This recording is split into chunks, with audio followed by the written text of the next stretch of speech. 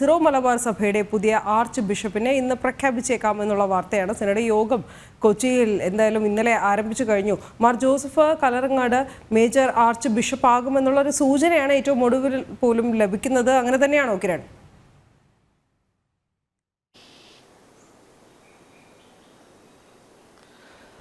അനു, ഈ സീറോ മലബാർ സഭയിലെ ഈ പ്രതിസന്ധികൾക്ക് വിരാമം ഇട്ടുകൊണ്ട് ഏതായാലും ആർച്ച് ബിഷപ്പിന്റെ പ്രഖ്യാപനം അത് ഇന്നുണ്ടായേക്കും എന്നുള്ളൊരു വിവരങ്ങൾ തന്നെയാണ് പുറത്തു വരുന്നത്. 2 ദിവസമായിട്ട് സീറോ മലബാർ സഭയുടെ സിനഡ് യോഗം നടന്നു വരികയാണ്.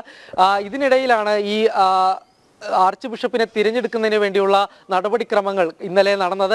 53 ബിഷപ്പുമാരാണ് ഇത് വോട്ട് രേഖപ്പെടുത്തിയിട്ടുള്ളത്. നിലവിൽ ഇപ്പോൾ ഈ ഒരു വോട്ടിന്റെ രീതികളൊക്കെ അതിൽ നിന്ന് ലഭിക്കുന്ന ഒരു വിവരം അനുസരിച്ചിട്ടാണെങ്കിൽ പാലാ ബിഷപ്പായിട്ടുള്ള ജോസഫ് കല്ലറങ്ങാട്ടിനെ ഈ ആർച്ച് ബിഷപ്പായിട്ട് നോമിനേറ്റ് ചെയ്തിട്ടുണ്ട് എന്നുള്ളൊരു വിവരങ്ങളാണ് പുറത്തേക്ക് വരുന്നത്.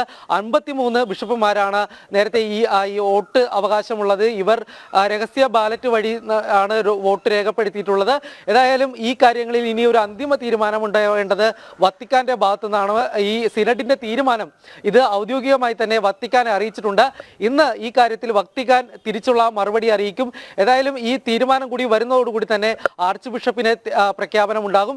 ഇന്ന് വൈകിട്ടോടുകൂടി തന്നെ ഈ കാര്യത്തിൽ ഒരു പ്രഖ്യാപനം ഉണ്ടാകും എന്നാണ് മനസ്സിലാക്കാൻ സാധിക്കുന്നത്. അങ്ങനെയാണെങ്കിൽ ഇന്ന് തന്നെ ഈ സിനഡും അവസാനിക്കും. അനു, ശരി, കിരൺകുമാറാണ് വിശദാംശങ്ങൾ നൽകിയത്.